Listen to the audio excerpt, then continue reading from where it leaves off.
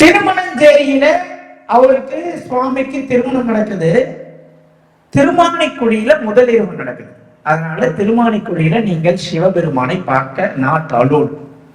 Screen போட்டிருக்கோம், அந்த ஸ்கிரீனை தான் நீங்க பார்க்கணும். 2 வினாடிகள் 3 வினாடிகள் மட்டும் ஸ்கிரீனை ஒதுக்கி சாமி காட்டிட்டு மறுபடியும் ஸ்கிரீன் போட்டுருவாங்க. நீங்க எப்ப போனாலும் இதுதான். நமக்குள்ள இருக்கக்கூடிய ஈகோவை நம்ம என்னைக்கும் ஒத்துக்க மாட்டோம். ஒத்துக்குமா? யாருமே ஒத்துக்க மாட்டோம். ஆனா எனக்கு இருக்குது, நான் ஒத்துக்கிறேன். இருக்கிறதுனால தான் இங்க நான் பேசிக்கிறேன். ஈகோவே இல்லை அப்படின்னா நான் ஏன் இங்க இருந்து போறேன்? மக்கள் கண்ணிலே படாத இடத்துல இருக்கிறேன். அது முழுமையான ஞானம். இது ஞான பாதைக்கு செல்லக்கூடிய வழி. சென்று விட்டால் மக்கள் கண்ணில படமாட்டோம், மீடியால இருக்க மாட்டோம், போனை யூஸ் பண்ண மாட்டோம், அதிகமா பசிக்காது, மக்களை பார்க்க விரும்ப மாட்டோம். அது இறைநிலை. திருவதியில அந்த வராகி என்ற தாய் ஓபன் பிளேஸ்ல ஆகாயத்தை தோத்தல போகும்போது செல்வர்களை வாங்கும் போங்க, நீங்களே உங்க கையால மாலையை போட்டுடலாம். நீங்களே உங்க கையால அந்த செவ்வரளி மாலையை போட்டு அந்த வராகிக்கு நீங்க என்ன பண்ணலாம், விறகு ஏற்றிட்டு பழமோ விதை வச்சுட்டு அதுக்கப்புறம் உள்ள போயிட்டு நீங்க திருவதிகளை வீராட்டேஸ்வரர் பார்த்துட்டு வந்தீங்கன்னா உங்க வாழ்க்கையில பெரிய ஒரு மாற்றம் உண்டு.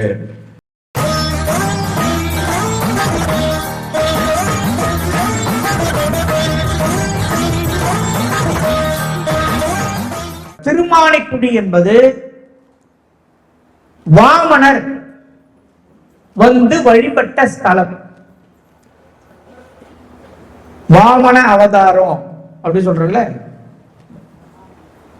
பாருங்க, கடலூர் மாவட்டத்தை விட ஒரு சிறப்பான மாவட்டம் நம்ம 38 மாவட்டத்துல எங்கேயுமே கிடையாது. கடலூர் மக்கள் வந்து மிக புண்ணியம் பண்ணவங்க கடலூர்ல பிறப்பாங்க. கடலூர் டிஸ்ட்ரிக்ட்ல ஒரு கிராமத்துல நீங்க பிறந்திருந்தாலே மிகப்பெரிய பாக்கியம். ஏன்னா அங்கதான் சுந்தரர்,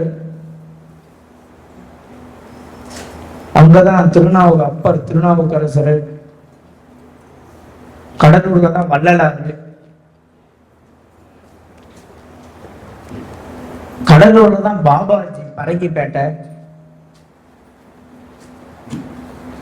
புவனகிரியில யாரு ராகவேந்திரரு, எல்லாமே கடலூர்ல தான். 99.9% ஒரு ஞான பூமியாய் விளங்குவது கடலூர். அந்த கடலூர் மாவட்டத்திலே பிறந்திருந்த ஒருத்தருக்கு தெரியும் திருமானிக்குடி என்பது. யாருமே பாருங்க, ஒரு சிவன் கோயிலு ஐயர் மட்டும், அவர் மட்டும்தான் அந்த திருமானிக்குடியில தேய்பிறை அஷ்டமி அன்னைக்கு அபிஷேகம் பண்ணிருக்கிறார். ஒரே ஆள் சிங்களா. இவ்வளவு பெரிய பிரசித்தி பெற்ற ஒரு சிவன் கோயில்ல தேய்பிறை அஷ்டமிக்கு அபிஷேகம் நடக்குது, ஒரே ஒரு ஆள் பண்றாரு, ஒரு சிங்களா பண்றாரு. இது வருத்தத்துக்குரிய ஒரு விஷயம். நான் சொல்றேன், தெரிந்துக்கக்கூடிய விஷயங்களை நாம் தெரிந்து கொள்ளாமல் இருப்பது மிகப்பெரிய தவறு. அந்த திருமானிக்குழியில, திருமானிக்குழி என்பது அந்த ஊருடைய பெயர். வாமனர் வந்து வழிபட்ட ஸ்தலம் என்பதால் வாமனர் என்பவர் 5வது அவதாரமோ 4வது அவதாரத்தில் வருவார், வந்து வழிபடுறார். 5வது அவதாரம் நாடு வந்து நரசிம்மர், 5வது அவதாரம் வாமன அவதாரம் வரார். வந்து வழிபட்டதுனால, இங்க இருக்கக்கூடிய சிவபெருமானை வழிபட்டதுனால அந்த சிவனுடைய பெயர் வாமனபுரி ஈஸ்வரன் அப்படின்னு வச்சாங்க. வாமனபுரி ஈஸ்வரர் அப்படின்னு வச்சாங்க. திருமணஞ்சேரியில அவருக்கு சுவாமிக்கு திருமணம் நடக்குது. திருமானிக்குடியில முதலிரவு நடக்குது. அதனால திருமானிக்குடியில நீங்கள் சிவபெருமானை பார்க்க நாட் அலோட். ஸ்கிரீன் போட்டிருக்கோம், அந்த ஸ்கிரீனை தான் நீங்க பார்க்கணும். 2 வினாடிகள் 3 வினாடிகள் மட்டும் ஸ்கிரீனை ஒதுக்கி சாமி காட்டிட்டு மறுபடியும் ஸ்கிரீன் போட்டுருவாங்க. நீங்க எப்ப போனாலும் இதுதான். சார் காலையில போன சாமி பார்த்தெல்லாம் சாமிக்கு உள்ள அபிஷேகம் நடக்கும், ஸ்கிரீனை போட்டுருவாங்க. தரிசனம் போது ஸ்கிரீனை காட்டிட்டு, ஏன்னா முதலிரவு நடக்கக்கூடிய இடம் என்பதனால் அதை நாம் தரிசனம் செய்யக்கூடாது என்றதுக்காக 2 செகண்ட் மட்டும் அந்த தரிசனத்தை காட்டுவாங்க. சுவாமி இருக்கிற தரிசனம் ஏன் இந்த இடத்தை சொல்கிறேன் என்றால், ஆணவத்தை அடியோடி அழிக்கக்கூடிய ஒரு இடம் திருமாணிக்குடி. ஒரு பொண்ணை கல்யாணம் பண்ணி கொடுத்துட்டீங்க, நல்ல பையன் நினைச்சீங்க, பையன் கேரக்டர் சரியில்லை. இப்ப நாங்க இறங்கி போட்டா பையன் இறங்கி வரட்டா, நானும் இறங்கி போக மாட்டேன். பையன் சொல்றேன், நானும் இறங்கி போக மாட்டேன். ஈகோ விட்டுருச்சு, இப்ப பிரிவுச்சு. இப்ப பிரிய கூடாது பெரியவங்க நினைக்கிறாங்க. பசங்க நினைக்கிறது என்னால இறங்கி போக முடியாது, எனக்குன்னு ஒரு ஸ்ட்ராட்டஜி இருக்கு, எனக்குன்னு ஒரு கெத்து இருக்கு. இந்த மாதிரி சிக்கலான இக்கட்டான பிரச்சனைகளுக்கு ஒரே தீர்வு தரக்கூடிய இடம் திருமாணிக்குடிதான். ஆணவம் என்ற ஒன்று நம்மளை அடியோடு சாய்த்திவிடும். அதனாலதான் கிருஷ்ண பரமாத்மா படுத்துட்டு இருக்கும் பொழுது துர்யோதனன் போய் எங்க உட்கார்ந்தான்? காதுல உட்கார்ந்தது. பரமாத்மா எழுந்தாரு, அர்ஜுனனை பார்த்தாரு, என்ன வேணும் கேட்டாரு, போர்ல என் கூட இருந்தாரு. அப்படியே ஆகிட்ட அர்ஜுனாரு. அர்ஜுனா பக்கம் கிருஷ்ண பரமாத்மா நின்னார். சரியான நேரத்திலே கர்ணனுக்கு என்ன நடந்ததுன்னு பார்த்திருப்பீங்க. கர்ணனுக்கு சரியான நேரத்திலே தேர் வந்து போரிலே நின்றுவிடும் சொல்லி என்னைக்கோ ஒரு பிராமணன் சாபம் கொடுத்திருப்பான். அது அன்னைக்கு நடந்த ஒரு விஷயம் கிடையாது.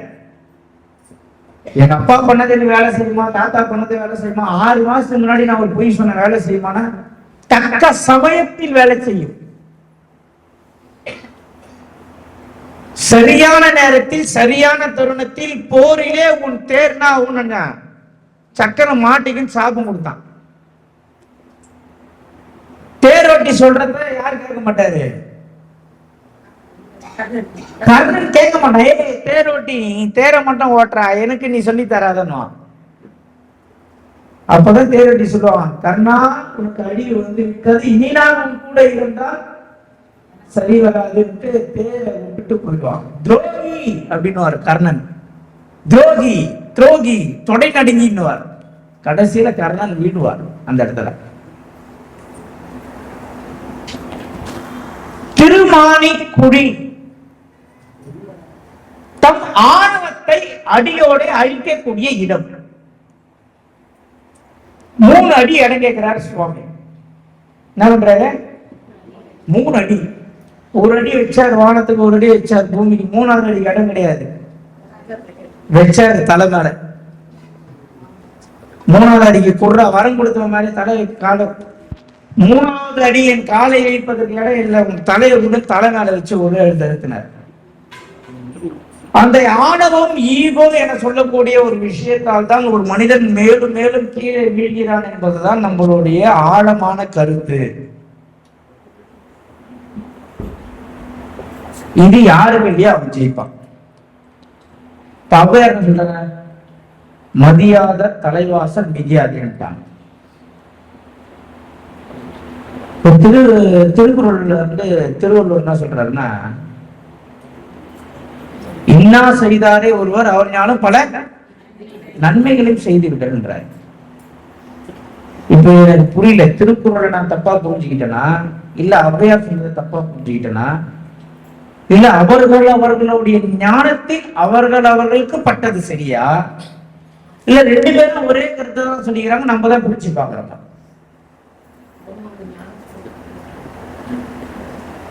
நீங்க தெளிவுடன் கட்சிட்டா நம்ம இங்க இருக்கவே மாட்டோமா?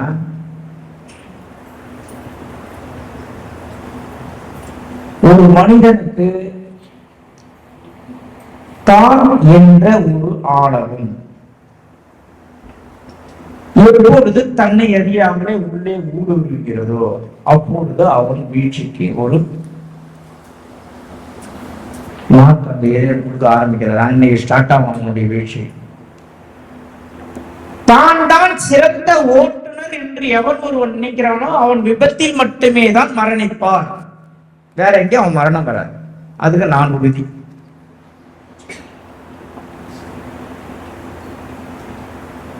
தான் சிறந்த ஒரு ஆட்டநாயகன் என்ன கருதக்கூடிய ஆட்டநாயகனாகிய கிரிக்கெட் பிளேயரு அவருடைய ரிட்டையர்மெண்ட் காலகட்டத்தில் நடக்கக்கூடிய அனைத்து மேட்சிலுமே ஃபார்ம் அவுட் ஆகி தன்னுடைய ஜூனியர் பசங்க கிட்ட அசிங்கப்பட்டு வெளியேறிய எத்தனை கிரிக்கெட் பிளேயர்களை என்னால் சொல்ல முடியும்.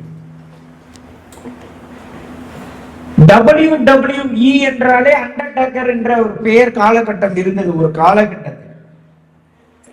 அதே அண்டர்டேக்கர் தான் WWE ராஜா என்று நினைத்து இருந்த தருணத்துல அதே அண்டர்டேக்கரை ஒரே கையில தூக்கி ஸ்டேடியத்திலிருந்து வெளியே போட்டான் கிரேட் காலின்னு ஒருத்தவன். அந்த கிரேட் கால் யார் தெரியுமா? அண்டர்டேக்கருடைய ஆணவத்தை அழிக்க இறைவனால் உருவாக்கப்பட்டவன். அப்ப கிரேட் காலியோடைய ஆணவனாவும் இப்போ அண்டர்டேக்கரே தூக்கி போட்டோம் நம்ம தான் நினைப்போம். இப்ப கிரேட் காலிக்கு இன்னொருத்தவரை இறைவன் ரெடி செய்வார், அடுத்த ஆளை உருவாக்குவார். தான் எதுவுமே இல்லை, அனைத்துமே தனக்கு மேலே என்று நினைக்கக்கூடிய ஒருவன் மட்டுமே தான் கிரகத்தால் ஏற்படுகின்ற தோஷமாகட்டும் பிரச்சனையாகட்டும் இதிலிருந்து வெளியே வர முடியும். வாழ்க்கையிலே அனைவரையும் ஒரு முறையாவது செல்ல வேண்டிய ஒரு ஸ்தலம் திருவதிகை. தஞ்சாவூர் கோயிலையே இதை பார்த்துதான் கட்டிக்கிறான்னா அப்ப அங்க முதல்ல போகாம முதல்ல எங்க போறோம்? தஞ்சாவூர். நான் இன்ன வரைக்கும் தஞ்சாவூர் போறேன். தஞ்சாவூர் 1000 முறை போயிருக்கேன். தஞ்சாவூர் கோயில் உள்ள இன்னைக்கு வரைக்கும் நான் போறேன். அந்த கோயில 4 சுற்றுலாம் சுத்திக்கிறேன். பிரிட்ஜில் ரைட்டு போவேன், லெப்ட் போவேன், அங்கே பக்கத்துல சைட்டு பார்ப்பேன். ஆனா திருவதியை நான் கேட்டேன். வீராட்டேஸ்வரர் திருவதியில சிவன் பேர்.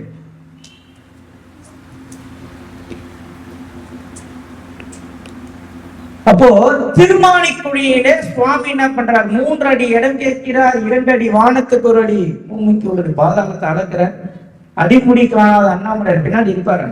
3வது அடி கொடுத்து தலையில ஒரே விஷயம். அது எதை குறிக்கிறது என்றால் ஆணவத்தை அடியோடைய அழிக்கக்கூடிய ஒரு விஷயமாக அந்த தாற்பயத்தை நாம் பார்ப்போம்.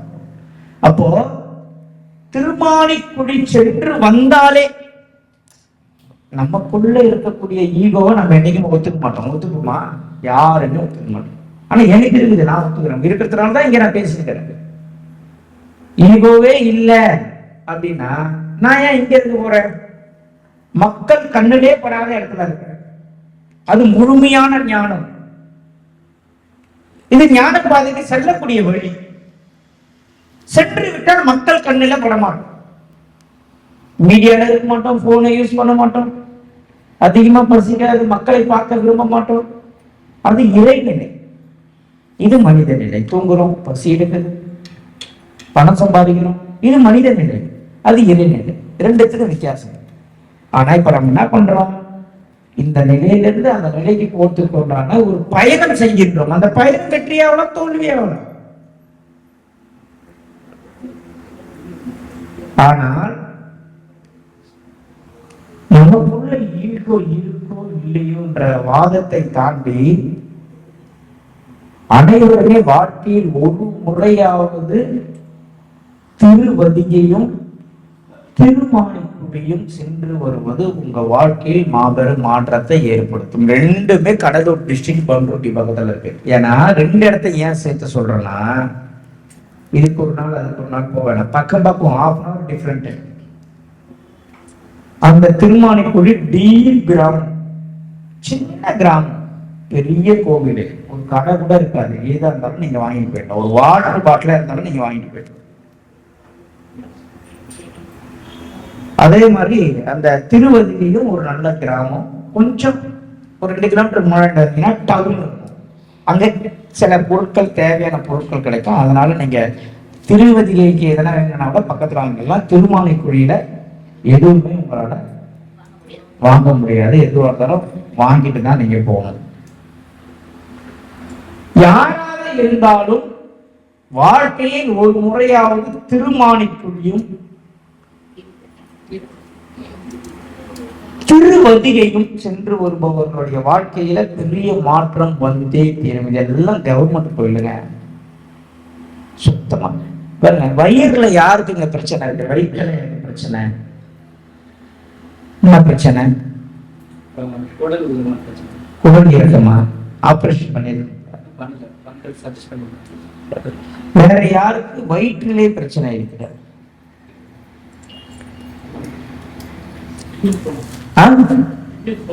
இங்கிலீஷ் போகணும். வேற யாருக்கு வயிற்றில் பிரச்சனை? வயிற்றுல எனக்கு பிரச்சனைங்க, வயிறு வலி வருவது, அப்பண்டிஸ், குழந்தையின்மை யாருக்கு இருக்கு? குழந்தையின்மை பிரச்சனை.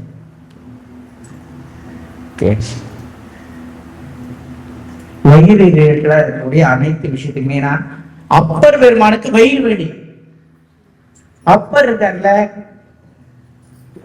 நால்வர், அப்பர், திருநாவுக்கரசர், சுந்தரர், மாணிக்கவாசகர். அந்த அப்பருக்கு வயிறு வலி வந்து திருவதிக்கு ஓடுறாரு. குடுக்கும் திருவதியை ஓடி சிவபெருமான் கிட்ட, அப்பா எனக்கு வயிறு வலின்ட்டு ஒரு பாட்டை பாடுறாரு. வயிறு வலியை காணாத போச்சு. அவ்வளவு பெரிய ஒரு பிரசித்தி பெற்ற ஒரு சிவாலயத்தில் தமிழ்நாட்டில் நாம் வைத்துக் கொண்டு பல ரகசியங்கள் பொதிந்த இந்த தமிழ்நாட்டில் நம்ம வாழ்ந்து 63 நாயன்மார்கள், ஆழ்வார்கள் இருக்கக்கூடிய இந்த இடத்துல இன்னைக்கும் நம்மளுடைய ஸ்ட்ரென்த் என்னன்னே தெரியாம ஆப்போசிட்ல இருக்கக்கூடிய ஸ்ட்ரென்த்தை நினைத்து நாம் பயப்படுவதை ஒரு முட்டாள்தனமாக நான் பார்க்கிறேன். அதனால வாழ்க்கையில் ஒரு முறையாவது திருவதியை சென்று வாருங்கள். போருக்கு செல்லும் போது மன்னர் வழிபட்ட வராகி தான் இந்த திருவதிகையில முன்னாடி இருப்பாங்க. திருவதிகையில கோபுரத்துக்கு முன்னாடி வராகி, அந்த வராகி வந்து ஓபன் ஸ்பேஸ், வெட்ட வெளியில ஆகாய தத்துவம். நல்லா கேட்டுங்க, நான் ஏற்கனவே சொல்லியிருப்பேன், மூலஸ்தானத்துல மழை பெய்ந்தால் எந்தெந்த தெய்வங்கள் எல்லாம் நினைகின்றதோ அதெல்லாம் ஆகாய தத்துவ கடவுள்கள். ரிசல்ட் பெரிய லெவல்ல இருக்கும். உறையூர் வெட்காளி ஓபன், மழை பெய்ஞ்சா உள்ள நனையும். மணப்பாக்கம் கன்னியம்மன், மழை பெய்ஞ்சா உள்ள நனையும். வேற உங்களுக்கு தெரிஞ்ச கோவில்கள் உங்க ஊர்ல எல்லாம் எதனா இருந்தா சொல்லுங்க. மடப்புறமா? மடப்புறம் காளி, மடப்புறம் காளியா? ஓபன் பிளேஸ்ல வேற என்னென்ன கோயில் இருக்கு? நாமக்கல் ஆஞ்சநேயர், உங்களதான் என்னது கோயில்? மணப்பாக்கம் கன்னியம்மன். எங்க? மதுரவாயல். இத தெரிஞ்சு வச்சுக்கீங்க. இங்க ரிசல்ட் வந்து வேற மாதிரி இருக்கும். ஆகாய தத்துவம், மழை பெஞ்சா நனையுது, மூலஸ்தானமே நனையுதுன்னா அந்த ரிசல்ட் பெரிய லெவல்ல ரிசல்ட் இருக்கும். எதுக்கு உங்களை சொல்றேன்னா, உங்களுக்கு தெரிஞ்ச ஒரு 4 கோயில் எக்ஸ்ட்ரா சொல்லும் போது பக்கத்துல இருக்கிறவங்களுக்கு வசதியா இருக்கும் செல்வதற்கு. அதுதான் இப்போ திருவதிகையில அந்த வராகி என்ற தாய் ஓபன் பிளேஸ்ல ஆகாய தத்துவத்தோட போகும்போது செல்வர்களை வாங்கும் போங்க. நீங்களே உங்க கையால மாலையை போட்டுடலாம். நீங்களே உங்க கையால அந்த செவ்வரளி மாலையை போட்டு அந்த வராகிக்கு நீங்க என்ன பண்ணலாம், விறகு ஏற்றிட்டு பழமோ எதை வச்சுட்டு அதுக்கப்புறம் உள்ள போயிட்டு நீங்க திருவதிகளை வீராட்டேஸ்வரர் பார்த்துட்டு வந்தீங்கன்னா உங்க வாழ்க்கையில பெரிய ஒரு மாற்றம் உண்டு.